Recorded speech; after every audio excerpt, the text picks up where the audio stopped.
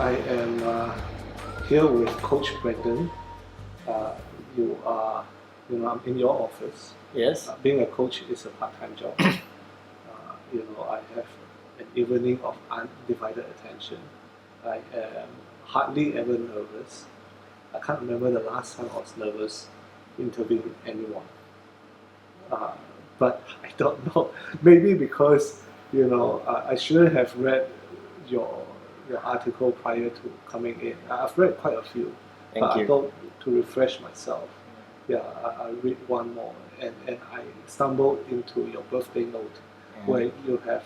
I was on number 20 something. I don't know how long your list of advice there is. Probably towards the end already, I think. Yeah, and you texted me, so I have to come out. But I didn't want to let go. I mean, I've written down so many notes. Not here, somewhere else. Yeah. And, I have a deep sense of connection with your writing. Thank you. Almost like I know you, brother from another mother. It's spooky. Yeah. Now, where do we start? I'm speechless right now. Well, why not we start with writing? Sure. How do you write so well? I never knew that I could write because I'm Chinese ed, right? I'm a Chinese ed student. English wasn't my main language when I was young. Mm-hmm. I never knew that I could write. But it was flawless. I don't see grammar problem. A little bit here and there. Then where it started was I started a blog perhaps 5 years ago, 5 years ago. It was out of competition. I told you, right? My friend started a blog, Coach Cafe. Then I realized, hey, why don't I start a blog too? Then one of my resolutions last a few years, 2 years ago. No, actually, then what happened is that after you start committing, you start with the first prototype. I still remember my first article was pretty bad, and then my second was pretty bad. Then when you start sharing, when feedback came in, exactly what you said, you get feedback, and then that kept me going. Then before I realized it, I produced article, and then last year I started the year by saying that hey, I wanted to coach more people. I want to be able to reach out to more people to get more story, and I can't do one-on-one coaching all the time. So what could I do more? So that's where I started this project called the Tiny Letters. Yes. Right. It's vice versa. A lot of my long articles in my blogs are actually evolved from my tiny letters. Right. And sometimes when I write a wrong article, I break them down, become a tiny letters. So tiny letters, I told my writer, my reader was that it's my attempt of observing life and taking out small life lesson and share it with you. Right. It's not supposed to be longer than 2 iPhone screen scroll. You know what I remember about the early part of reading your work is exactly that 2 screen stroke. Exactly. I never come across that expression before. I thought this person is quite thoughtful, and I'm always jealous of people who is able to articulate that way.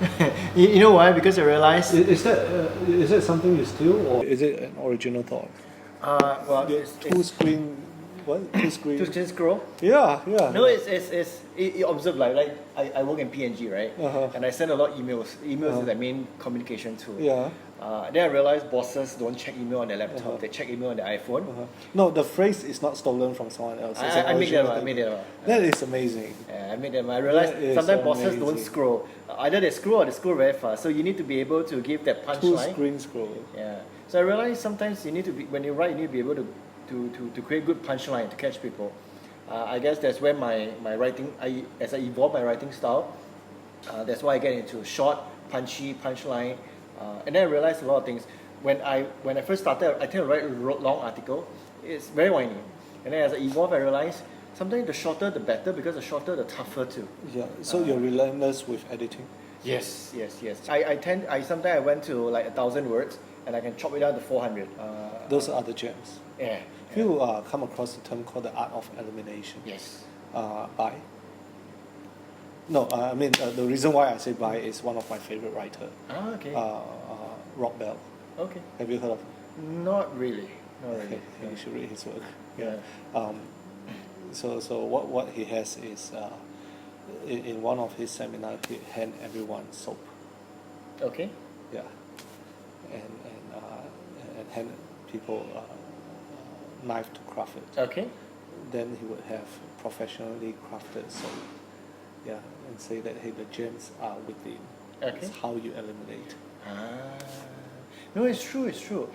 Because that's how coaching process is like, right? You go broad, you cast a net, right? And when I write, I tend to write as much as I could. It's putting down the thoughts. Yeah. And once you have everything, you turn to eliminate and craft it down. Yeah. Because that's where clarity comes in. Yeah. But it's painful to be so relentless. You have to choose to let go. I know. It's ability of. Is it difficult?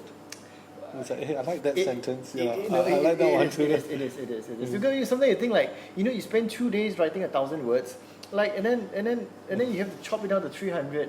Like, those are all efforts. But I guess if you don't go through that process, you don't come out with the gems, right?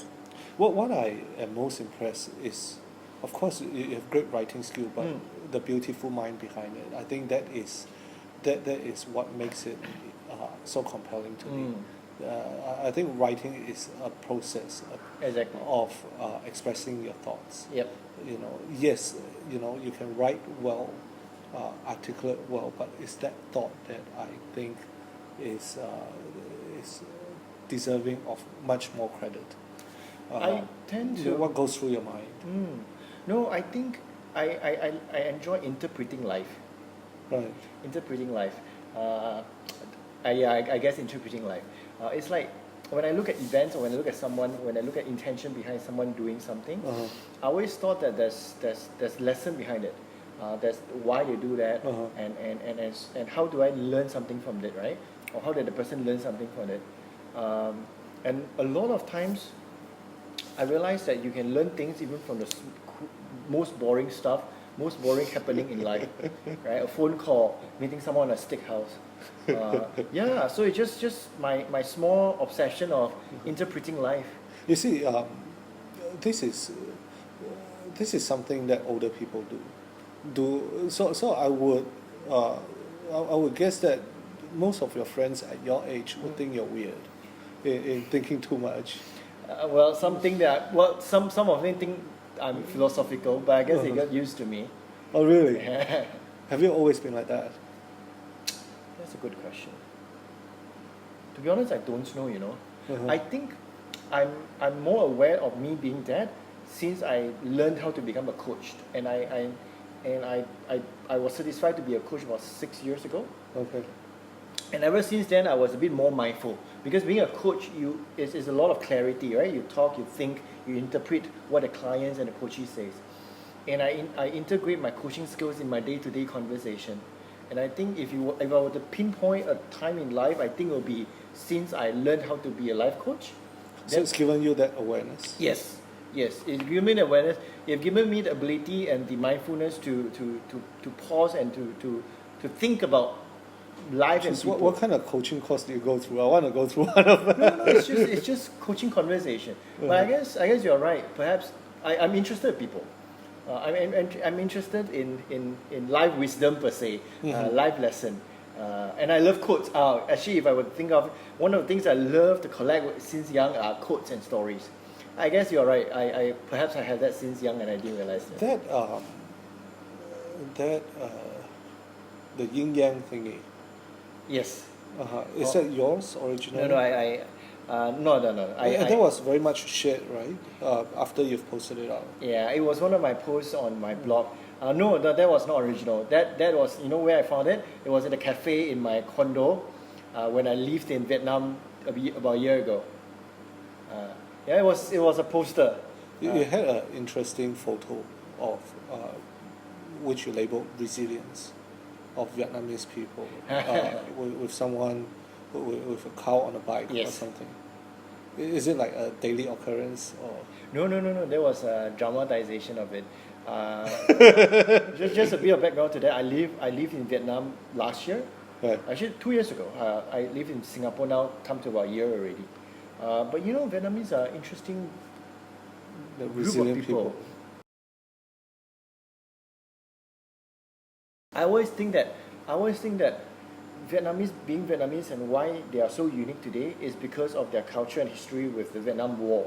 Yeah. A lot of things that they do and they act, I think it's the outcome of how they are being conditioned by a fighter from the war, right? Think about it, their food are very much in vegetables, right? It's sort of an evolution from tough time Broken rice. broken rice and from wartime and stuff like My that, favorite right? food.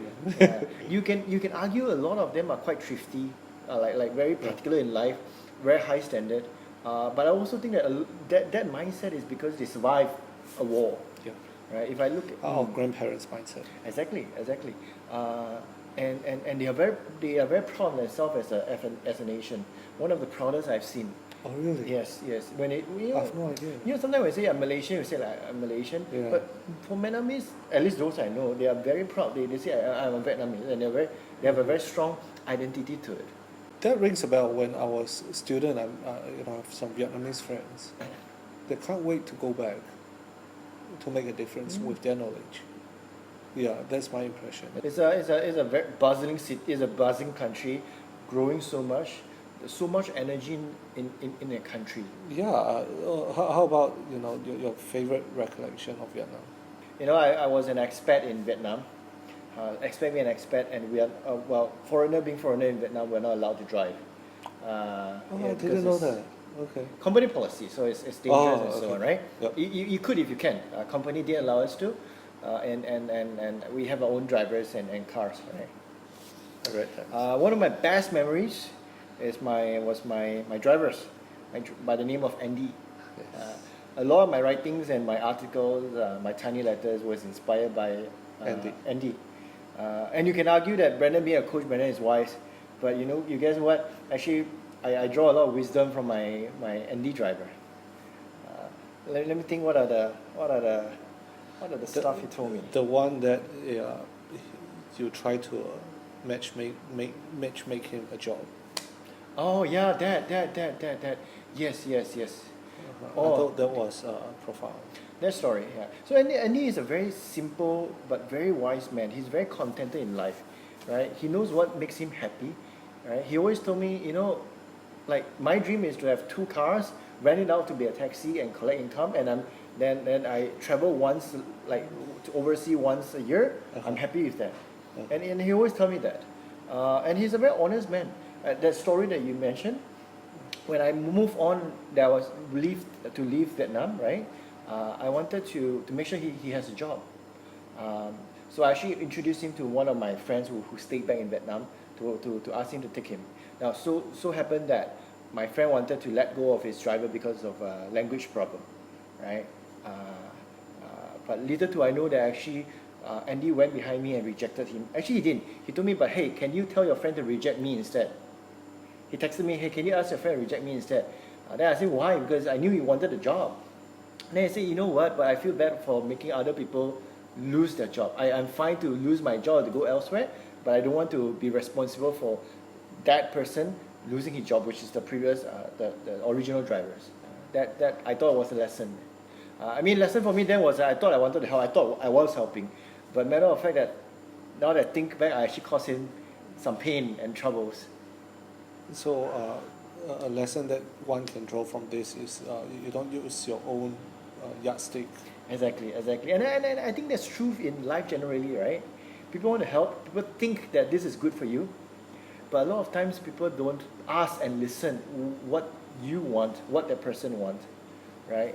And what's best for them. Yeah, what's beautiful about that story is what a beautiful mind this person is. Yes.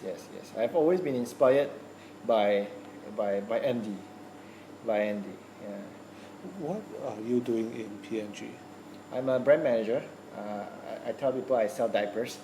Pampers is my brand. So I'm a brand.